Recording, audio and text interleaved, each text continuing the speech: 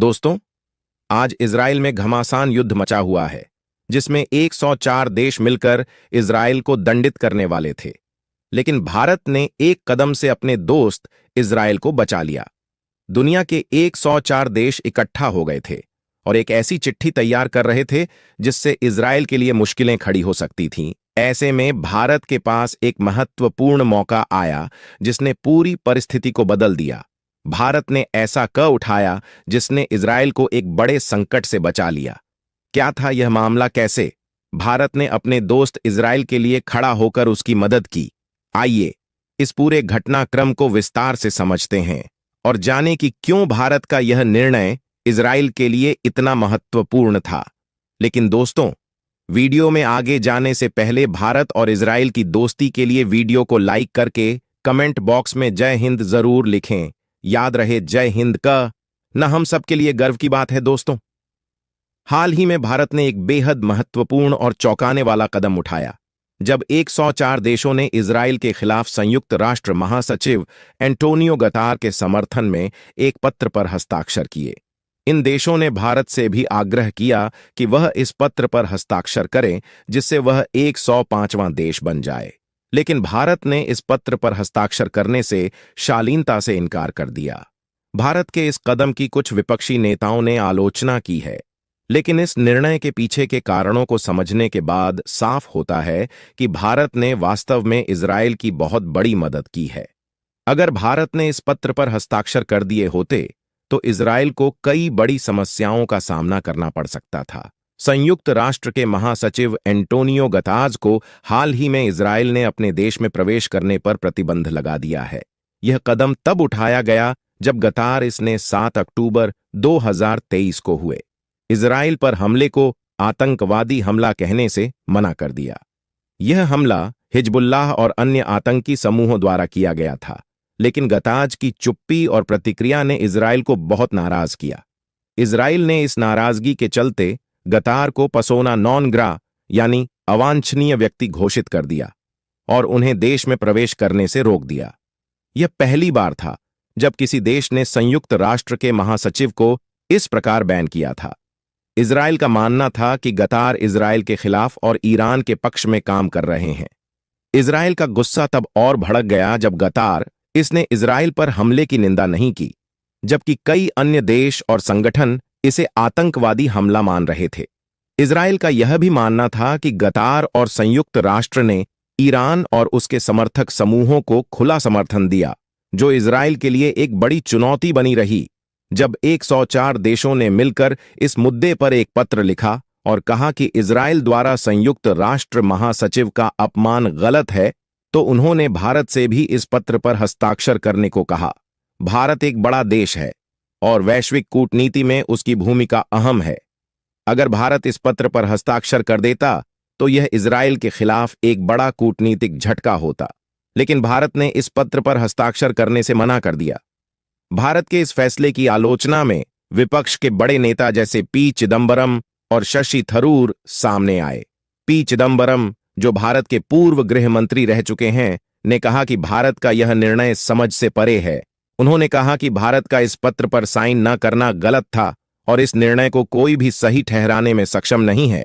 शशि थरूर, जो भारत के पूर्व विदेश राज्य मंत्री और संयुक्त राष्ट्र में भारत के स्थायी प्रतिनिधि रह चुके हैं, ने भी इस निर्णय पर आश्चर्य व्यक्त किया।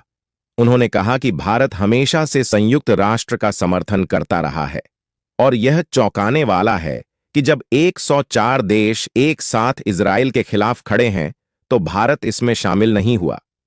अगर भारत ने इस पत्र पर हस्ताक्षर कर दिए होते तो इजराइल को कई दिक्कतों का सामना करना पड़ता। सबसे पहले, भारत का इजराइल के साथ ऐतिहासिक और कूटनीतिक संबंध बहुत महत्वपूर्ण है। दोनों देश रक्षा, कृषि प्रौद्योगिकी और ऊर्जा जैसे क्षेत्रों में घनिष्ठ सहयोग करते हैं।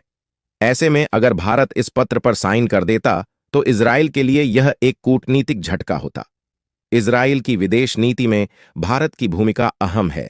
अगर भारत ने पत्र पर हस्ताक्षर किए होते तो इजराइल को अन्य देशों के साथ बातचीत करने में मुश्किल हो सकती थी और इसका असर इजराइल के रक्षा सौदों और अन्य महत्वपूर्ण व्यापारिक संबंधों पर भी पड़ता। इसके अलावा भारत के इस निर्णय से इजराइल को वैश्विक स्तर पर एक महत्वपूर्ण समर्थन मिला है। 104 देशों के साथ खड़ा होना इजराइल के लिए एक बड़ा धक्का होता।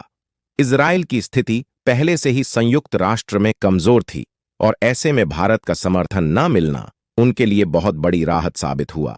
एक तरफ जहां भारत ने इजराइल के खिलाफ इस पत्र पर हस्ताक्षर नहीं किए, वहीं दूसरी ओर इजराइल के कुछ कदमों की आलोचना भी की है। उदाहरण के लिए भारत ने लेबन की सीमा पर तैनात संयुक्त राष्ट्र शांति सैनिकों की सुरक्षा को लेकर चिंता जताई है। इजराइल और लेबनोन की सीमा पर ब्लू लाइन है, जहां कई देशों के शांति सैनिक तैनात हैं, जिनमें भारतीय सैनिक भी शामिल हैं। इजराइल के हमलों से शांति सैनिकों की सुरक्षा खतरे में पड़ गई है। प्रधानमंत्री नेतन्याहू ने शांति सैनिकों से कहा है कि वे रास्ते से हट जाएं, क्योंकि इजराइल बड़े हमले की तैयारी में है। इजराइल ने स्पष्ट किया है कि शांति सैनिकों की सुरक्षा की गारंटी नहीं दी जा सकती और अगर वे वहां रहते हैं तो उनकी जान को खतरा हो सकता है। इस स्थिति में भारत ने इजराइल की निंदा की और शांति सैनिकों की सुरक्षा पर ध्यान देने का आग्रह किया। भारत के लगभग 600 सैनिक वहां तैनात हैं और उनके लिए यह स्थिति बहुत संवेदनशील है। भारत ने इजराइल के खिलाफ पत्र पर हस्ताक्षर न करके एक कूटनीतिक संतुलन बनाए रखा है। एक ओर उसने इजराइल के खिलाफ न जाकर उसके साथ अपने महत्वपूर्ण संबंधों को बनाए रखा और दूसरी ओर उसने जहां जरूरी समझा वहां इजराइल की आलोचना भी की। यह संतुलन भारत की कूटनीति की विशेषता है, जिसमें दोनों देशों के बीच समंजन बना रहे, कोई आपस में युद्ध की स्थिति में न आए, क्योंकि लगातार युद्ध की स्थिति बनी हुई है जिसमें पूरी दुनिया दो गुटों में बंट चुकी है। यदि ऐसी स्थिति बनी रही तो तीसरा विश्व युद्ध होना तय है, जिसे कोई रोक नहीं पाएगा। अमेरिका भी अपना जोर लगा रहा है तथा चीन भी दूसरे देशों को उकसाने में लगा हुआ है, जिससे कि युद्ध की स्थिति बनी रहे। लेकिन भारत सभी देशों को समझने में लगा हुआ है कि युद्ध करने से किसी का कोई फायदा होने वाला नहीं है, इससे सभी देशों को नुकसान ही होगा। जैसे इजराइल के लिए यह एक बड़ी मदद थी, क्योंकि अगर भारत ने इस पत्र पर साइन कर दिए होते तो इजराइल को अंतर्राष्ट्रीय स्तर पर एक बड़े कूटनीतिक संकट का सामना करना पड़ता। भारत के इस निर्णय से इजराइल को राहत मिली और उसे अपने महत्वपूर्ण साझेदार का समर्थन भी मिला। आपकी राय में क्या भारत ने सही कदम उठाया? क्या भारत ने इजराइल की मदद करके सही किया या उसे इस पत्र पर साइन करना चाहिए था कि नहीं? वैसे आपका इस पर क्या विचार है? अपनी राय कमेंट बॉक्स में जरूर देंगे। तो वीडियो अच्छा लगा हो तो वीडियो को लाइक करें और अपने शिवम ऑफिशियल न्यूज चैनल को सब्सक्राइब करें। मिलते हैं एक नए वीडियो में एक नई जानकारी के साथ। तब तक के लिए धन्यवाद दोस्तों।